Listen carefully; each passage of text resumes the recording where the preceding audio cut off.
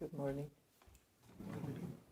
We'll assume that the missing people need to be where they are.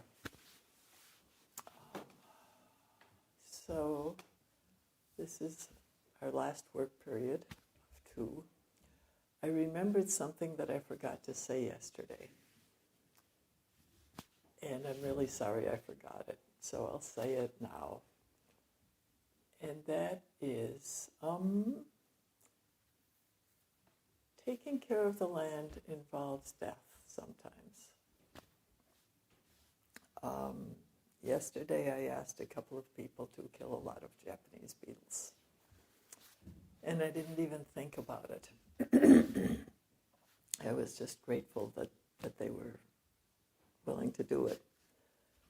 But what I meant to say, before I forgot, was that when you're going to kill something, whether it is pulling up a weed or doing in beetles or even trimming a tree, I invite you to ask permission to say to them, are you willing to give yourself? Or are you willing to let it go? This, in part, goes back to when I was living at Senshinji and working as an organic gardener. There was one job that I had that involved putting up a great deal of euonymus.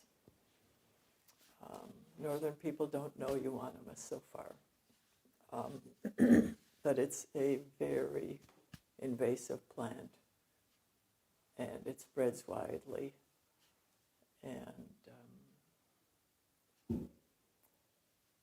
And so I was practicing not to hate it, which was a little difficult.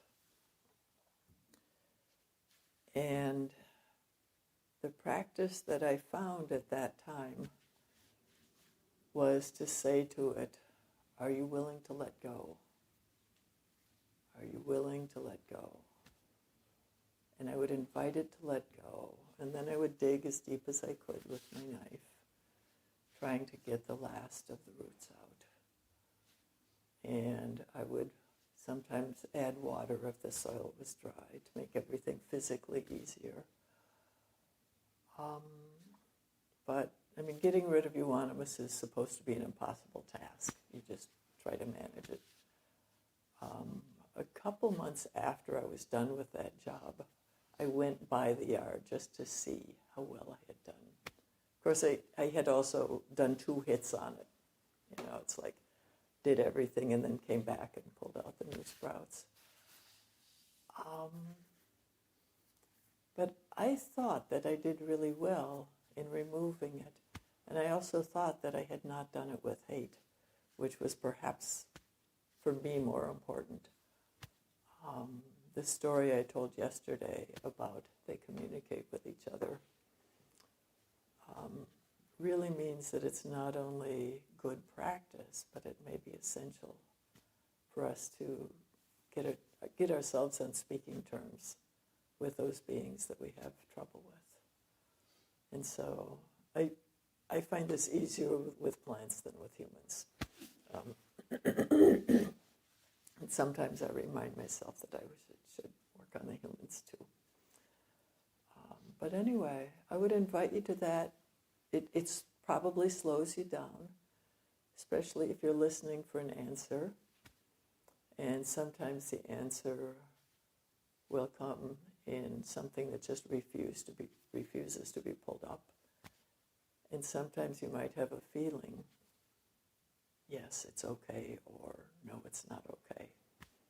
And if it feels not okay and you really wanted to do it, you might go away, and maybe it'll be willing later.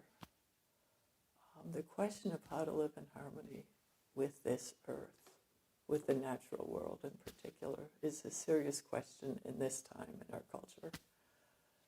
And I feel like making the smallest attempt at it is still worthwhile.